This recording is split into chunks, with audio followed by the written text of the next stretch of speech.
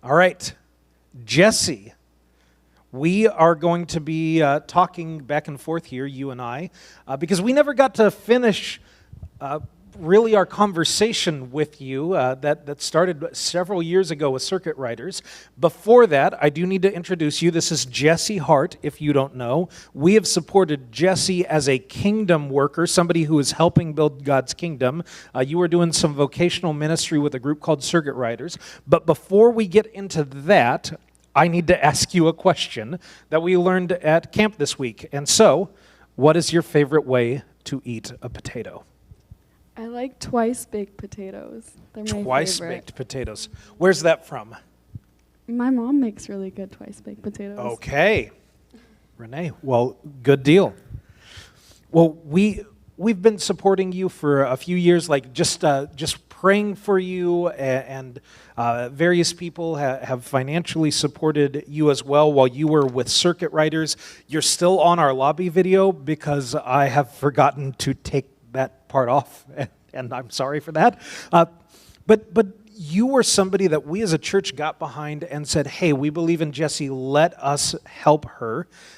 Can you tell us what you were doing with Circuit Riders and just kind of what that looked like for you?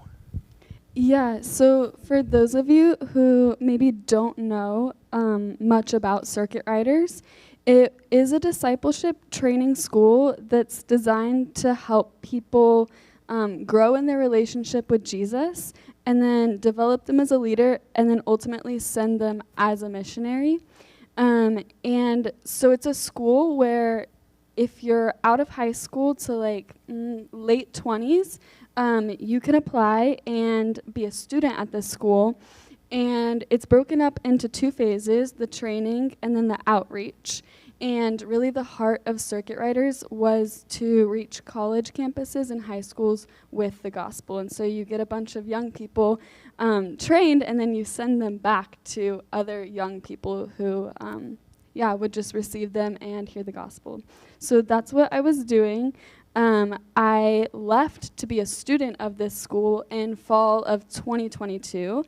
And then it's a 5 to 6 month thing with a couple of months of the training and then a couple of months of the outreach. And then you have the option to apply to go back on staff and basically help lead out these schools. And so after prayer, I felt God was leading me back full-time to work and staff this school to help train other students to reach their campuses with the gospel.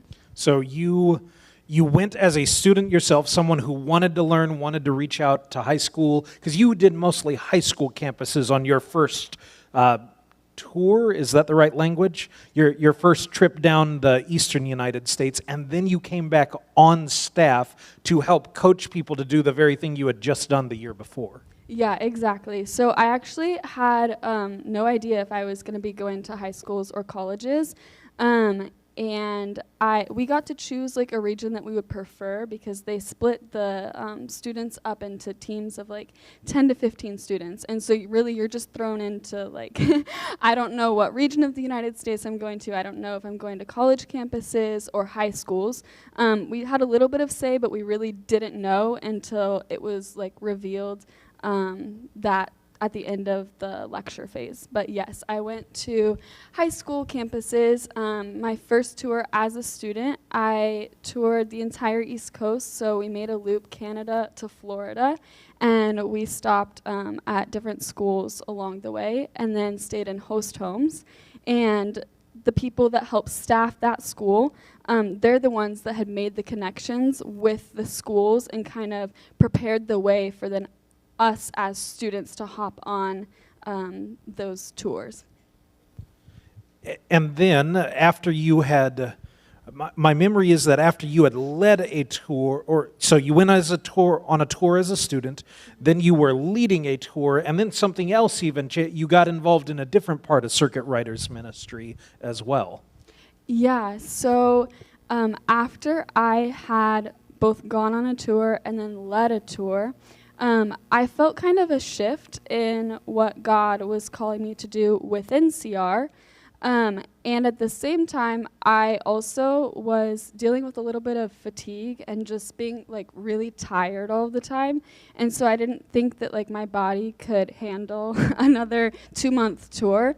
And so after some prayer, I actually got offered a different position within Circuit Riders, where I stayed in Huntington Beach, and I got, it was considered permanent housing because I didn't have plans to leave. But I ended up living with a family, a couple, and they had a little baby. And I was working in the office then in Huntington Beach, and I was helping launch an online training community. So if people weren't able to like raise the money or move across the country for this discipleship training school, because it's a big commitment, then they were able to hop on the online calls, and we were able to train and equip them in the same way. And so this wasn't something that we had done before, so we were launching a whole new platform with video training, with Zoom calls, and really just trying to launch something new. And so I got to be a part of leading that out. Good deal. Now, over the last 2 or so years, and you can refresh me if my timeline's off, something started to change. You talked about being a little bit more fatigued and wasn't sure if just bluntly, your body could handle what a typical Circuit Riders tour would take. Talk to us about some of those changes, what was going on, and you are obviously here in Topeka, which is very different than Huntington Beach right now. Tell us the story of how that all came to be. Yeah, so like I said, towards the end of my time tour leading and when I started the new role in Circuit Riders, it would have been like the spring of 2025. Those couple of months, I was just becoming more and more fatigued, and daily activity was just like making me tired when I didn't feel like the level of exertion that I did would like equate to that level of fatigue. And so I didn't really think much of it and made plans to come back to Kansas over the summer. I made several trips back and forth, and so it wasn't like uncommon for me to come back over the summer. So in May of 2025, I drove my car from California back to Topeka, and my family helped me make that trip.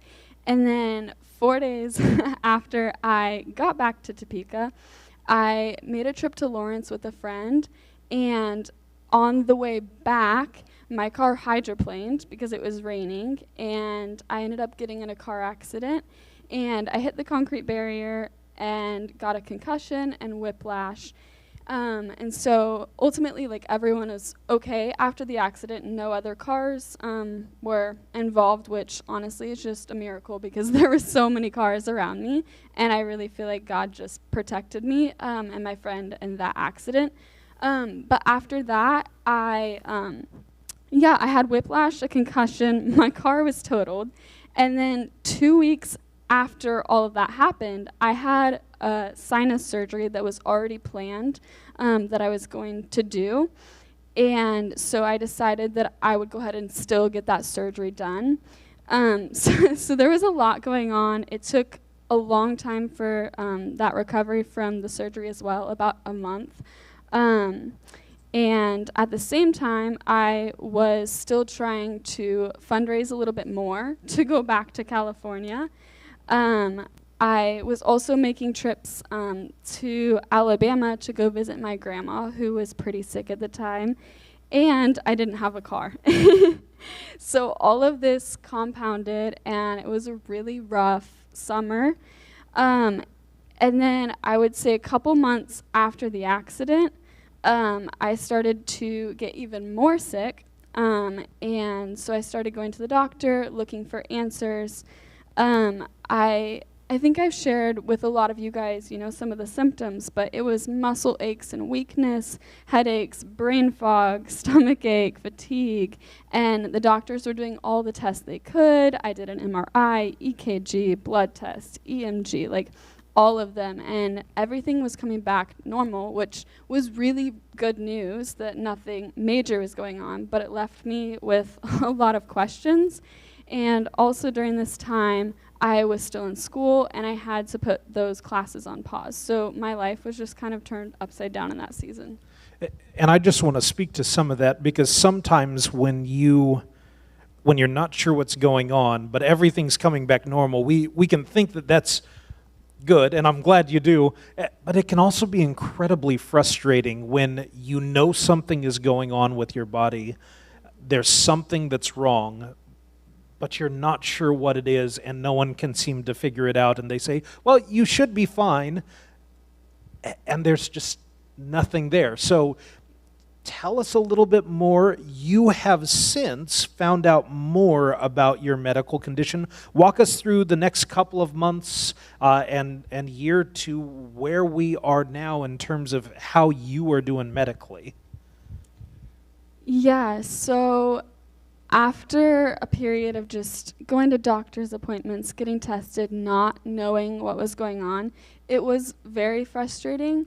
And it left me very confused at if I should try and like push through, because nothing seemed to be like wrong on the tests, or if I should listen to my body and, slow down. But I didn't really want to slow down, because at this point I still was hoping to go back to California, and I hadn't fully accepted that chapter of my life was closing.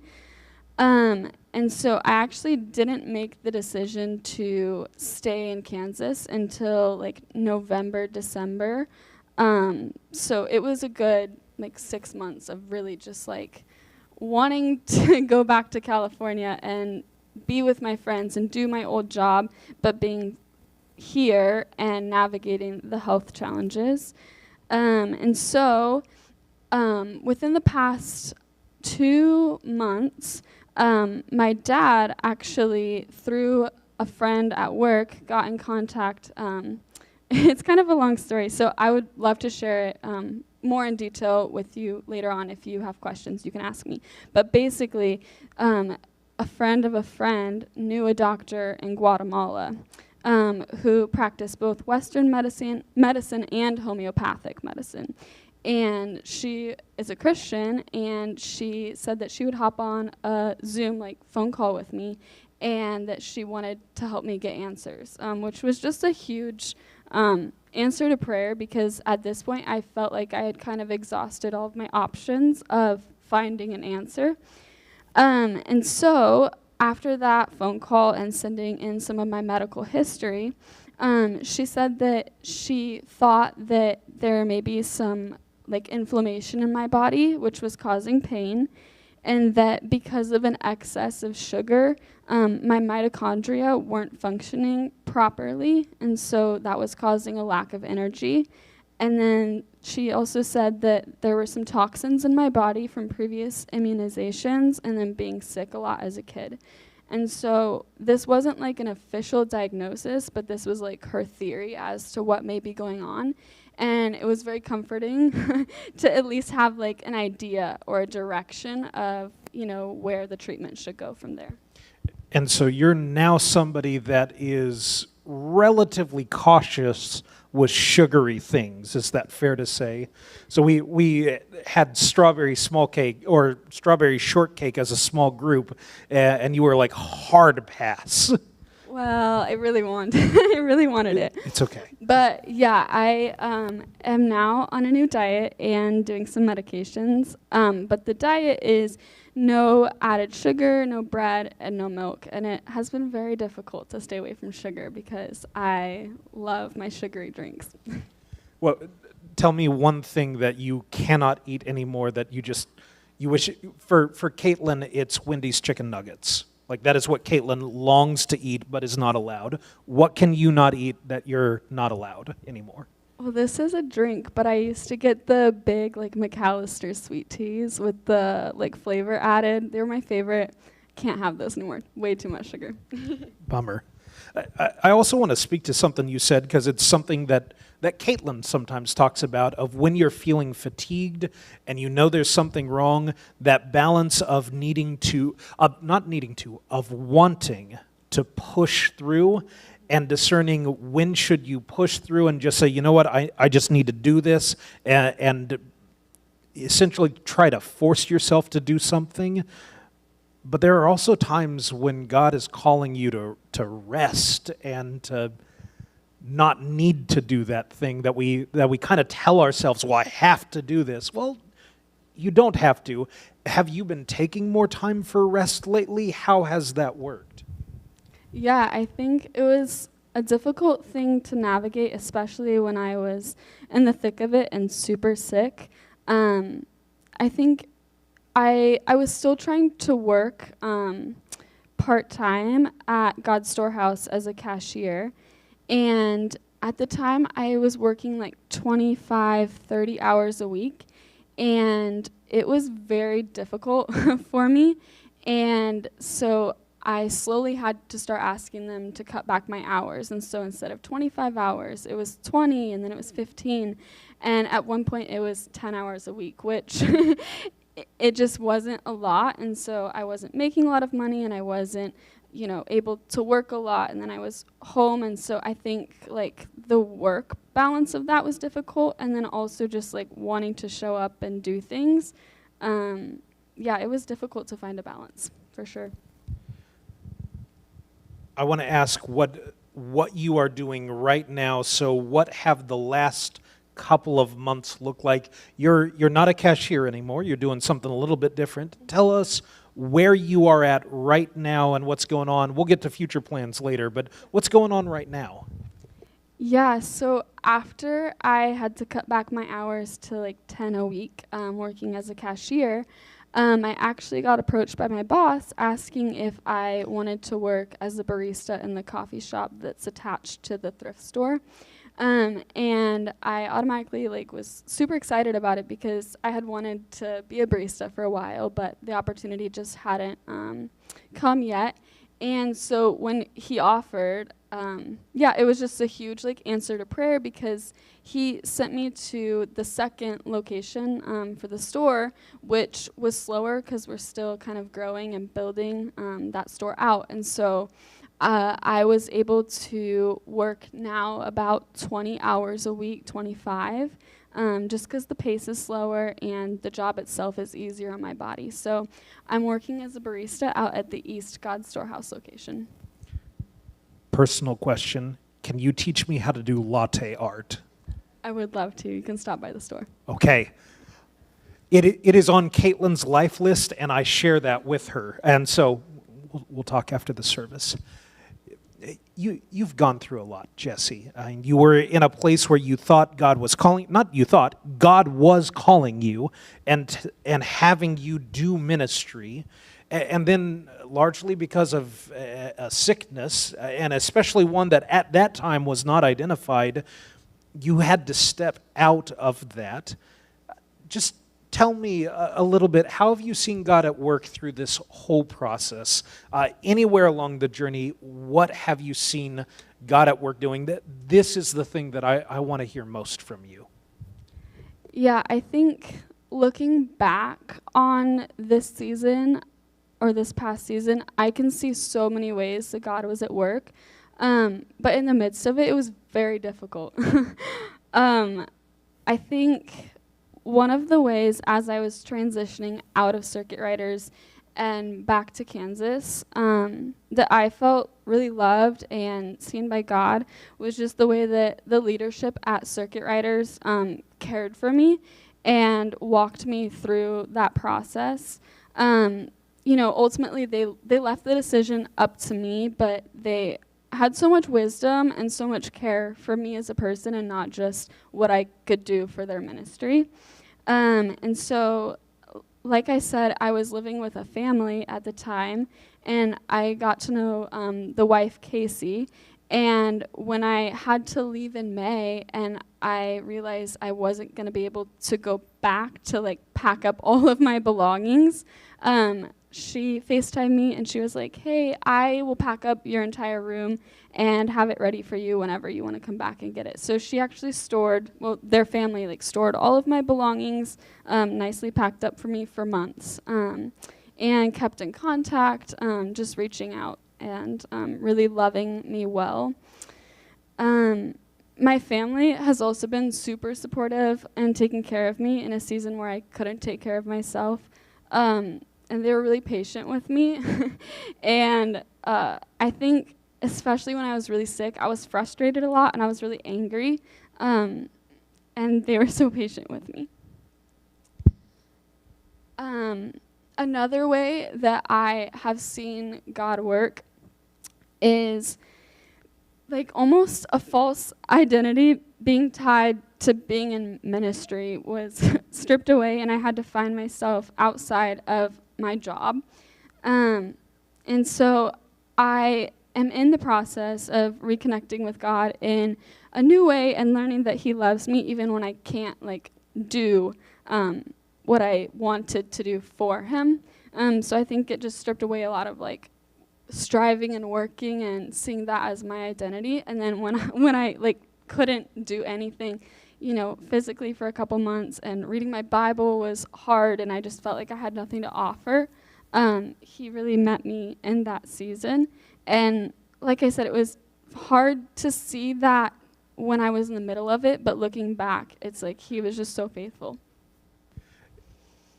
That temptation to measure ourselves by what we can do for God. And please, hear, we want to do things for God because God loved us. We want to serve. We want to be a blessing. But also, you're right, that is not where our worth comes from. You are worthy because you are a child of God. All of us are worthy because we are humans, because we're made in God's image. And that temptation is... It is not unique to you. It's something that I look at from in the mirror from time to time, and I think many of us do struggle with of, am I valuable if I can't do, and we can just fill in the blank there. Yeah. Anything else you want to share about what you've seen God at work doing? Yeah, I would say something that it felt like a gift from God was that this past spring break, I was able to make the trip back with my mom and with Caleb to go get my stuff from California. So that trip was just really fun and special.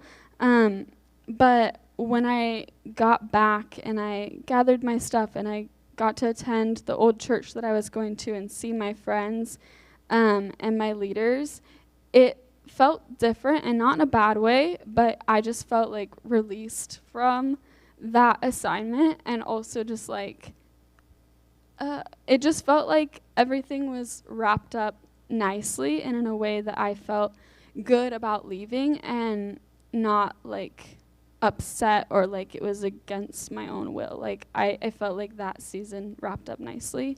Yeah.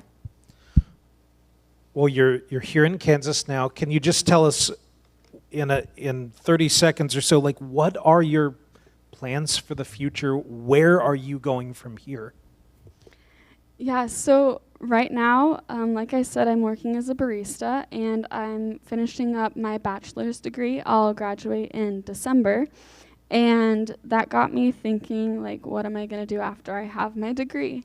And so within the past like month or so, I've really been considering looking into like pre-med and going to med school.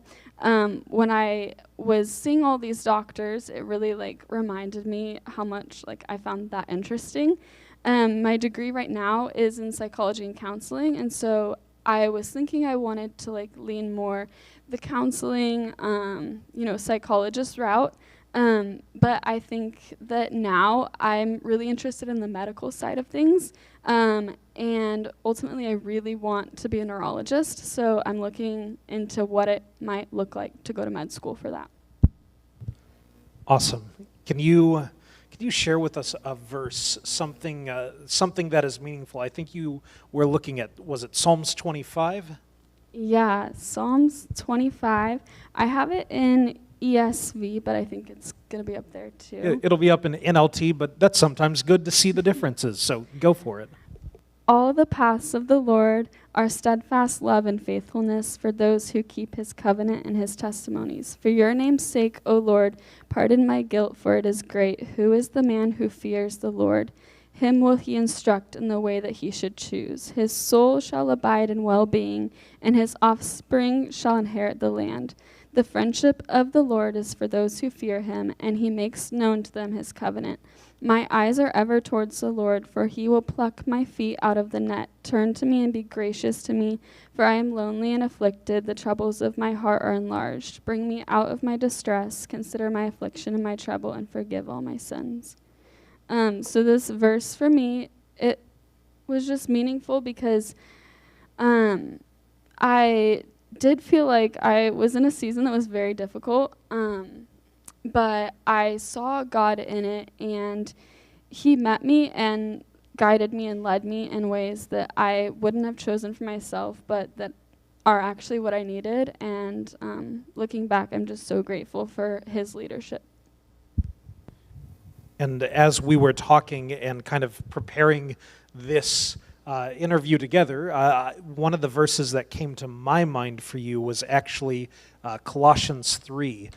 So I'm going to read it here. Let me actually get my Bible. Let's see if I can actually work this. There we go. Shouldn't have done that, but okay, it's done now. All right. Work willingly at whatever you do, as though you were working for the Lord rather than for people. Remember that the Lord gave you an inheritance as your reward, and that the master you are serving is Christ. Our high school group was just at a conference called CIY that focused on kingdom workers. And kingdom workers, we often identify kingdom workers kind of like you define ministry workers, pastors, people in parachurch organizations like circuit riders, missionaries. But the reality is that kingdom workers can be anyone who works to enlarge God's kingdom.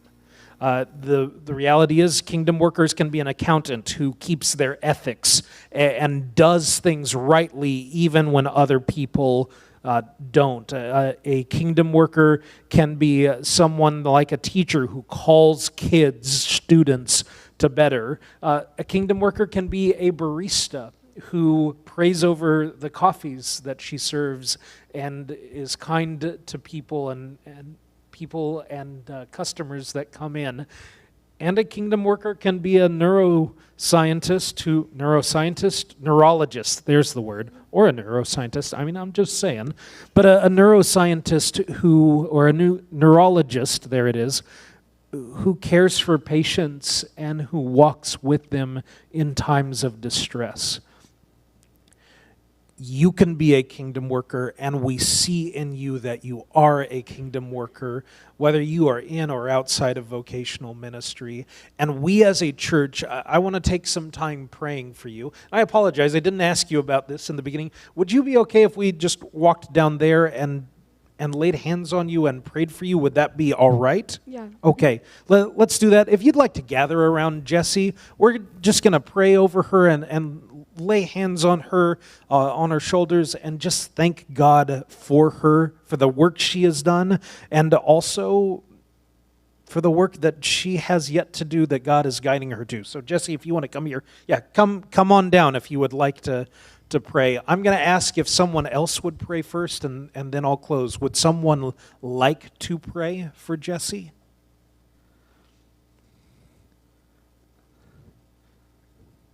Brian, why don't you use this? Come on around, guys. Here, Jessie, take a step forward here. We want to give people...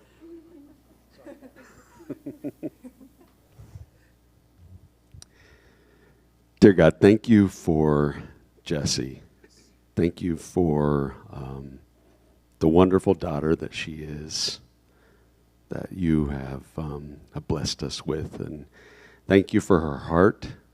Thank you for the experiences that she's had and the learnings. Thank you for the healing that you have, that you are providing. Thank you for the lives that she's touched so far, and we just look forward to how she continues to touch people for you. And God, I just pray that you would give her the peace and the plan that you have for her life moving forward, and help her to be comfortable in where you have her now, and help her to see the path that you have for her in the future. Help us to support her and just to love on her.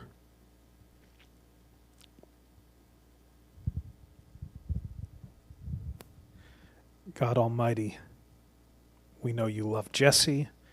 We know you love us all. And we are challenged by Jessie's story to recognize in ourselves how you are at work through us wherever we are. That you are at work through us with what we do as an occupation, that you are at work through us in what we do with our friends and what we do with our family, in every way that you are at work. God, we especially pray for Jessie as she continues to learn more about her medical condition, and as she looks forward to what could be something she wants to do with the rest of her life.